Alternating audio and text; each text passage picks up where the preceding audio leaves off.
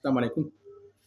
आज का जो टॉपिक है तो वो मैं टोयोटा प्लेट्स के बारे में अपना एक्सपीरियंस शेयर करूँगा कि इस पर मैंने स्वाद का टूर लगाया, तो मुझे रास्ते में क्या-क्या मुश्किलात पेश आई और कितना मेरा खर्चा हुआ और ड्राइविंग का एक्सपीरियंस कैसा रहा।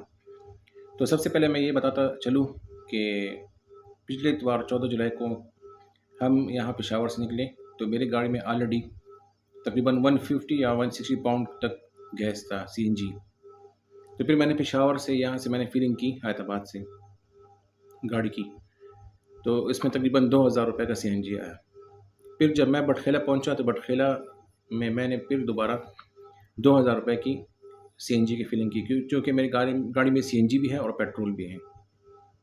और इस रास्ते इस हैदराबाद से जाते हुए मैं यहाँ से जब मोटरवे पे चढ़ा, तो मैं फिर चारसदा इंटरचेंज में उतरा। तो चारसदा से फिर आगे जाते हुए गनी खान रोड पे मैं निकल गया तखबई बाज़ार की तरफ, और तखबई से फिर मलकंड का जो पुराना रास्ता है, इस साइड से मैंने मोटरवे यूज़ नहीं किया, ताकि मैं देखना चाहता था कि मेरा कितना खर्चा होता है टोल टैक्सेस के मद में और फासला कितना होता है। तो एक अमेजिंग बात मैं आपको बताऊं कि अगर आप इस साइड से पेशावर से आप जाते हैं चारसदा, और चारसदा से फिर गनी खान रोड, फिर तखबई, फिर मलकंड, फिर बटखेरा, बटखेला से फिर आगे स्वात, तो ये जो किलो रास्ता पड़ता है किलोमीटर में, तो ये तकरीबन 130 किलोमीटर रास्ता पड़ता है। और अगर आप मोटरवे पे जाते स्वात मोटरवे में, तो फिर हैदराबाद से लेके मोटरवे के जो स्वात की जो बाईपास है ताना गाँव पे जो बाईपास आता है, तो वो तकरीबन बनता है 175 किलोमीटर या 170 किलोमीटर। तो तकरीबन 50 किलोमीटर का फ़र्क है रास्ते में। तो फिर जब मैंने बटखेला में सीएनजी की दोबारा रीफिलिंग की, तो बटखेला से मैंने आगे कालाम की तरफ सफ़र शुरू किया। बहरैन तक मैं पहुंचा, तो बहरैन में फिर मैंने वहाँ पर चूँकि चढ़ाइयाँ बहुत ज़्यादा थी, तो फिर मैंने गाड़ी पेट्रोल पे कन्वर्ट कर दी। कभी रास्ते में पेट्रोल, कभी सीएनजी। लेकिन बहरैन से आगे जो रोड है, तो उसमें तकरीबन हर 4 या 5 किलोमीटर पर, हर 4 या 5 किलोमीटर के बाद तकरीबन 1 किलोमीटर या 500 मीटर का जो पैच है, तो वो ख़राब पैच आता है इसमें। तो अनफॉर्चुनेटली बहरैन बाज़ार में मेरी गाड़ी का जो फ्यूल पंप था, तो उसने काम करना छोड़ दिया।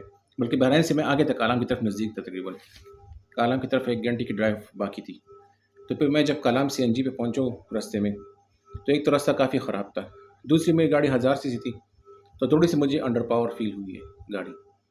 तो इस लिहाज से अगर आपके पास 1300 सीसी गाड़ी है, तो बहुत बहुत बेस्ट ऑप्शन है। और अगर 1000 सीसी हो, तो 1000 सीसी तो जाती है कालाम पे, लेकिन ये है कि थोड़ी-सी मुश्किल से जाती है रास्ते में। रास्ते में थोड़े से रास्ते ख़राब है, चूँकि पत्थर वहाँ पर 2022 जो सैलाब आया था, तो उसकी वजह से काफ़ी रोड ख़राब हो चुका है।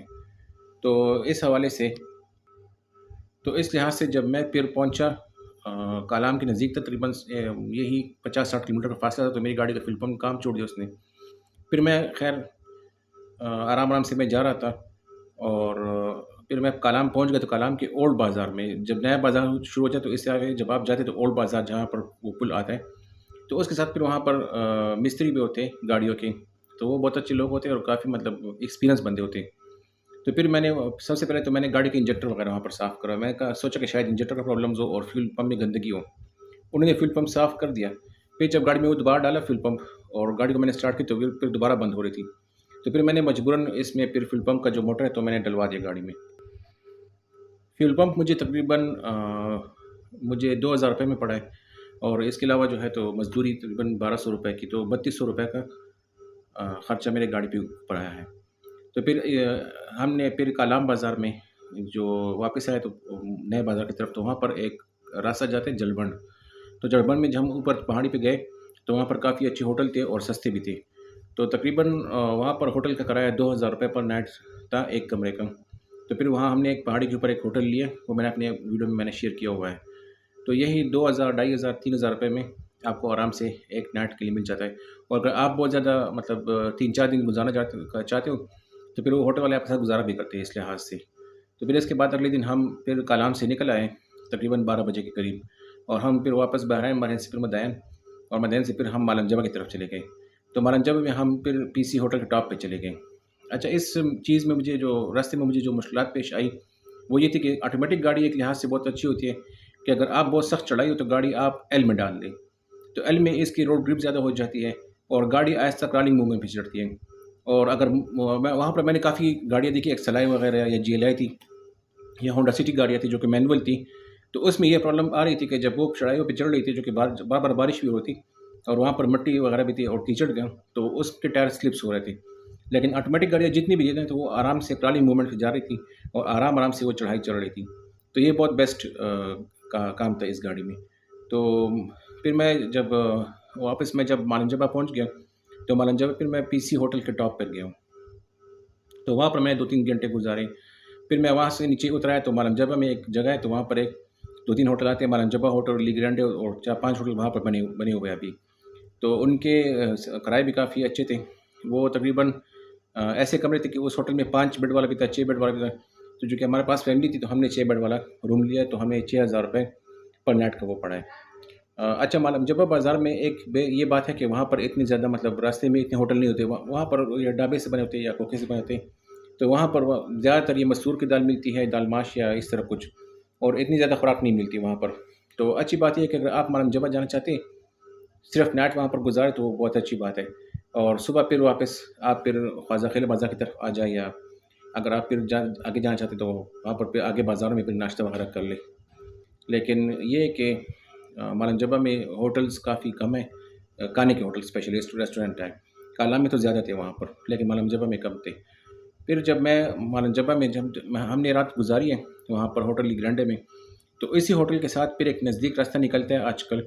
तो वो रास्ता पहाड़ों के बीच में जाता है और वो फिर जाता है शांगला की तरफ। शांगला टॉप, और शांगला टॉप से फिर रास्ते 2 तक़सीम होते हैं। एक अल्पुरी की तरफ जाता है, शांगला अल्पुरी, और दूसरा रास्ता जो जाता है, तो वो पूरन की तरफ जाता है।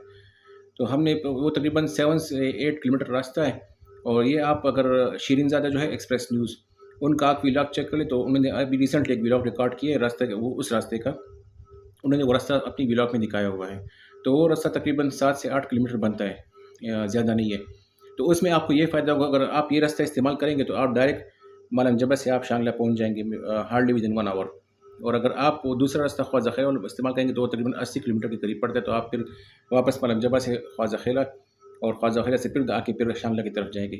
तो ये भी तो फिर हमने जब दूसरे दिन वहाँ पर मालंजबा में हमने जब नाइट का स्टे किया, और फिर हल्की सी चाय वगैरह, नाश्ता, स्नैक्स वगैरह खा लिए। फिर वहाँ से हम उसी रास्ते पे चले गए शांगला टॉप की तरफ। फिर शांगला टॉप से हम आगे गए पूरन की तरफ, हम मुड़े। तो पूरन से फिर आगे एक इलाका आता है, यखतंगी उसको कहते हैं। ये यखतंगी पश्तो का नाम है असल में। तो यखतंगी भी काफ़ी अच्छा स्पॉट्स है, वहाँ पर आबशार भी हैं। और दूसरी बात ये है कि शांगला फिर कालाम और स्वात से भी ज़्यादा खूबसूरत है ये इलाके। तो अगर आप जाना चाहते हैं, तो आप अपना ट्रिप ऐसे डिज़ाइन करके पहले आप कालाम की तरफ जाएँ।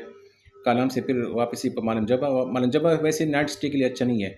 ऐसे अगर कोई बंदा वहाँ पर नाइट गुज़ारना चाहता है, वो तो अलग बात है ना। लेकिन ये है कि इतना नाइट स्टे के लिए फ़िज़िबल नहीं है। और फिर शांगला बहुत खूबसूरत इलाका है, वहाँ पर बहुत काफ़ी खूबसूरती है। वहाँ पर फिर ये पूरन बाज़ार में फिर होटल्स वगैरह भी है, खाना भी वहाँ पर मिलता है। और दूसरे वहाँ के रिहायशी जो है, तो वो इंतहाई मददगार लोग हैं और बहुत मुखलिस लोग हैं। तो वो आपको हर स्टेज पे आपके साथ हेल्प करेंगे, मदद करेंगे। तो फिर हम अल्पुरी की तरफ गए, तो ये सॉरी पूरन की तरफ। तो पूरन में फिर हम यखतंगी की तरफ गए। तो यखतंगी पर वहाँ पर एक आबशार थी, तो वहाँ पर विज़िट किया। फिर वहाँ से वापसी पे हम लोग आए वापस। तो ये हमारे टूर का तीसरा दिन था। अच्छा, वापसी पे मुझे एक चीज़ थोड़ी-सी मुझसे मिसकैलकुलेशन हो गई, या मेरा एक्सपीरियंस शायद उतना नहीं था। जब मैं गाड़ी वापस ले जा रहा था उतराई पे, तो बहुत ज़्यादा उतराई पे गाड़ी खुद ही ऑटोमेटिकली गाड़ी स्पीड पकड़ लेता है। तो मैनुअल गाड़ियाँ तो लोग बंदे वो उसमें गियर में डाल लेते हैं, या इंजन गियर में, या ब्रेकिंग से कंबाइन एफर्ट्स मिला लेते हैं, तो उससे काफ़ी कंट्रोल जाती है। लेकिन ऑटोमेटिक गाड़ी में जब आपकी गाड़ी डी में हो और आप उतर रहे हो उतराई पे, तो गाड़ी को अगर आप बार-बार ब्रेक लगाते हो, तो आपकी जो गाड़ी के ब्रेक ड्रम्स हैं, तो काफ़ी हद तक हीट हो जाते हैं। तो उसका फिर मैंने एक हल निकाला। उसका अच्छा हल ये था कि आप गाड़ी 2 और एल में फिर उतारें। तो एल में जब आप डालेंगे, तो लोअर गियर है, तो उसमें फिर ये इंजन के थ्रू भी गाड़ी कंट्रोल होगी, और जिससे आपकी ब्रेकिंग ज़्यादा नहीं आएगी, और आपकी स्पीड भी यही 40-50 के दरमियान रहेगी। तो ये भी मैंने वहाँ पर एक्सपीरियंस किया है उस जगह पर। अच्छा, इसके अलावा जो कालाम से आगे फिर जो पुल है, जो वहाँ पर लोहे का पुल बना हुआ है, इससे अगर आप जाते हैं, तो वहाँ पर फिर आप महोडन साइड पे जाते हैं। और महोडन के अलावा फिर ये ओशु फॉरेस्ट के रास्ते महोडन है, और फिर वो दूसरे इलाके भी हैं वहाँ पर। मटिलतान ग्लेशियर है, तो वो भी देखने के लायक है। लेकिन हम लोग वहाँ पर नहीं गए, क्योंकि मेरे पास मतलब गाड़ी मेरी छोटी थी, तो इतनी ज़्यादा ये रास्ता नहीं गुजार सकती थी। تو اس وجہ سے میں نے پھر وہاں پر مہوڈن اور مٹلتان کا گروپ یہ ٹور میں نے کینسل کر لیا. لیکن اگر آپ جائیں آپ کے پاس 1300 سی سی ہے اس سے بڑی گاڑی تو پھر آسانی سے جا سکتی ہے ان علاقوں میں. تو وہاں پر بھی چکر لگا لو. آج کل موسم بھی کافی اچھا ہے. اچھا فیول ایکسپینس کے حوالے سے میں بھول گیا. یہ میں نے جو سی این جی ڈالا تھا تو اسی سی این جی میں کالام بھی پہنچ گیا. پھر واپسی میں جب میرے گاڑی کی فیول پمپ جو ہے تو اس نے کام کرنا شروع کر دیا. تو واپسی میں پیٹرول پہ آیا ہوں. اور میں چونکہ اس سائڈ پشاور سے جا رہا تھا تو میں نے 6000 کا گاڑی میں پیٹرول بھی ڈالا تھا. تو ابھی آج کل کی تاریخ کے لحاظ سے اس ٹائم پیٹرول کی قیمت 276 روپیز پر لیٹر ہے. تو میں نے 6000 روپے کا پیٹرول ایک ڈالا تھا. پھر جب میں واپسی پہ آیا ہوں مولانا جمعہ کی چڑھائی بھی میں نے چڑھائی کی, پھر میں نے اترائی کی, اور پھر میں جب شانگلہ پہنچا تو شانگلہ میں نے پھر 2000 روپے کا پیٹرول ڈالے. تو تقریباً 8000 روپے کا میرا پیٹرول کا ایکسپینس آیا. پھر جب ہم واپسی پہ شانگلہ سے واپس آئے تو پھر خواجہ خیلہ کی طرف, خواجہ خیلہ سے پھر ہم لوگ, چونکہ ہمارے پاس ایک وہاں پر سوات کی لوکل ایک دوست تھی, تو انہوں نے ہمیں کافی مطلب شارٹ کٹس راستوں پہ ہم نے گزارے انہوں نے. تو انہوں نے پھر ہمیں رات انہوں نے ہمیں اسٹے کرایا ہے یہ کانجو ٹاؤن شپ میں. تو کانجو ٹاؤن شپ میں ہم نے تیسری رات گزاری ہے. تو پھر اس کے بعد اگلی صبح پھر میں جب روانہ ہوا تو میں پھر کانجو ٹاؤن شپ سے پھر میں تانا جو میرا گاؤں ہے ولیج ہے تو یہ تقریباً 50 یا 40 کلومیٹر بنتا ہے. تو وہ راستہ میں نے سی این جی میں طے کیا واپسی پر. پھر جب میں تانا پہنچا تو تانا گاؤں میں نے بائی پاس روڈ پہ ہمارے وہاں پر سی این جی اسٹیشنز ہیں. تو پھر میں نے ایک 3000 روپے کا سی این جی ڈالا تو میرا ٹینک سی این جی کا جو ٹینک تھا گاڑی کا وہ فل ہو گیا, چونکہ میرے گاڑی میں 55 سائز کا سی این جی ٹینک ہے. پھر میں تانا میں نے کچھ رشتہ داروں سے میں نے ملا اور لوگوں کی کچھ میتی ہوئی تھی تو ان کی دعائیں تھی. تو وہاں پر میں نے 2 گھنٹے گزارے, کھانا بھی کھایا وہاں پر دوپہر کا. تو دوپہر 1 بجے کے بعد میں پھر تانا سے روانہ ہوا پشاور کے لیے اپنے گھر واپس. تو واپسی میں یہ موٹر وے پہ آیا ہوں. تو موٹر وے کا جو آج کل ٹول ٹیکس ہے تو وہ چکدرا انٹرچینج سے لے کے کرنل شیر خان تک میرے خیال سے 240 روپے ہے, نہیں 200 روپے ہے, سوری یہ 200 روپے ہے. اور پھر کرنل شیر خان سے لے کے پشاور انٹرچینج تک 140 روپے ہے. تو ابھی چونکہ ٹول ٹیکس بھی بڑھ گیا تو ابھی 340 بن رہا ہے. اور اس سے پہلے یہ 300 تھا, اور اس سے بھی پہلے مطلب 1 سال 1.5 سال پہلے یا 2 سال پہلے یہ تقریباً 280 یا 260 کے قریب یہ ٹیکس بنتا تھا. تو ٹول ٹیکس اس لحاظ سے موٹر وے پہ زیادہ ہے, چونکہ ہم تھکے ہوئے تھے تو اس لیے ہم نے موٹر وے کے واپسی کا راستہ طے کیا. پھر جب میں پشاور پہنچا تو پشاور میں پھر میں نے 2000 روپے کا سی این جی ڈالا اور 1000 روپے کا میں نے پھر پیٹرول گاڑی میں ڈالا. تو اس طرح میرا کل ملا کے ایکسپینس تقریباً 17-18,000 تک بنا ہے فیول کا, سی این جی پلس پیٹرول. چونکہ میری گاڑی 1000 سی سی ہے اور یہ سی این جی بھی اور پیٹرول بھی ہے, جیسے کہ میں پہلے بتا چکا ہوں. اس پہ میں نے کافی ولاگس بھی کیے ہوئے, میں لنک میں ڈسکرپشن بھی گاڑی کے اٹیچ کر لوں گا جو میں نے اس سے پہلے ویڈیوز پہ ریکارڈ کی تھی سی این جی پہ. تو 17,000 کا راؤنڈ اباؤٹ میرا فیول بنا ہے. تو اس میں تقریباً 9000 پیٹرول اور تقریباً 7000 اس طرح کچھ بنتا ہے. تو یہ میں نے سی این جی ڈالا ہے. تو پھر میں نے جب کیلکولیشن کی کہ میرے گاڑی نے کیا مائلیج کیے ان علاقوں میں سی این جی میں اور پیٹرول میں, تو لوکل اگر میں پشاور میں یا پشاور اسلام آباد اس طرح میں جاتا ہوں تو میری گاڑی سی این جی میں تقریباً موٹر وے پہ 25 کلومیٹر پر کے جی آف سی این جی کرتی ہے, اور لوکل میں یہ 22 کلومیٹر پر کے جی of C N G with a سی. اور ابھی جب چونکہ یہ سوات کی چڑھائی سخت تھی, وہاں پر چڑھائی بہت زیادہ تھی, گاڑی کا انجن بہت زیادہ زور لیتی تھی. تو میری گاڑی نے سی این جی میں مجھے تقریباً 20 کلومیٹر پر کے جی ود آؤٹ اے سی میں نے ایوریج دیا مجھے. اور یہ چونکہ اس میں وٹس کا انجن ہے 1SZF انجن ہے اس میں, تو اس نے مجھے تقریباً پیٹرول میں مجھے ایوریج یہیں تقریباً 11-12 دی ہے, کیونکہ میری سپیڈ مسلسل پہاڑوں میں 40-50 سے اوپر نہیں جا رہی تھی. اور گاڑی چونکہ بہت زیادہ لوڈڈ تھی, ہم اس میں 6 بندے سوار تھے گاڑی میں. تو یہ میں تقریباً ایکسپینس ہوا. تو پیٹرول میں مجھے اس نے تقریباً 11-12 کلومیٹر پر لیٹر ایوریج دی ہے پہاڑوں وغیرہ پہ, اور سی این جی میں اس نے مجھے 20 دی ہے. اور ویسے اگر یہ گاڑی میں پیٹرول میں چلاؤ تو موٹر وے کو مجھے یہ تقریباً 17 کلومیٹر پر لیٹر تک ایوریج دیتی ہے یہ گاڑی, اور لوکل میں مجھے 13-14 دیتی ہے پشاور میں. تو یہ میں نے ایک شارٹ سی ویڈیو ریکارڈ کی, امید ہے آپ کو پسند آئی ہوگی. تو یہ میں نے اس لیے ریکارڈ کی کہ جو بندے جانا چاہیں اور ان کے پاس پیٹرول سی این جی گاڑی ہو تو ان کے تقریباً یہی کاسٹ راؤنڈ اباؤٹ ہے کہ 1300 سی سی یا 1500 سی سی انجن تک تقریباً اتنا ہی کاسٹ بنے گا. ہاں البتہ اگر کسی کے پاس ڈیزل کی گاڑی ہو تو وہ پھر سونے پہ سہاگا ہے, کیونکہ ڈیزل میں پاور زیادہ ہوتا ہے, اس میں ٹارک زیادہ ہوتا ہے, اور اس کا خرچہ بھی پھر کم ہوتا ہے. ڈیزل تقریباً اگر آپ کا 2000 سی سی انجن ہو تو وہ تقریباً لوکل میں آپ کو 16 تک کرے گا, اور لانگ روٹ پہ آپ کو 20-22 تک بھی جاتا ہے یہ. اور ڈیزل پھر بہت زیادہ پاورفل انجن ہے اس کے ہوتے. تو امید ہے آپ کو یہ ولاگ پسند آیا ہوگا ٹور کے حوالے سے اور خرچے کے حوالے سے. اور ایک بات میں بھول گیا کہ یہاں سے پشاور سے لے کے تھانہ جو ہمارا گاؤں ہے تو وہاں تک 150 کلومیٹر راستہ بنتا ہے، پھر تھانہ سے آگے کالام تک 150 ہے، تو یہ تقریباً ایک سائڈ سے 300 کلومیٹر بنتا ہے۔ تو اس حساب سے پھر آپ اپنا ٹرپ بھی ڈیسائڈ کر سکتے ہیں۔ تو اگر آپ کو یہ ویڈیو پسند آئے تو اس کو لائک کریں اور میرے چینل کو سبسکرائب کریں اور بیل آئکن کو پریس کریں۔ آپ کے دیکھنے کا بہت شکریہ۔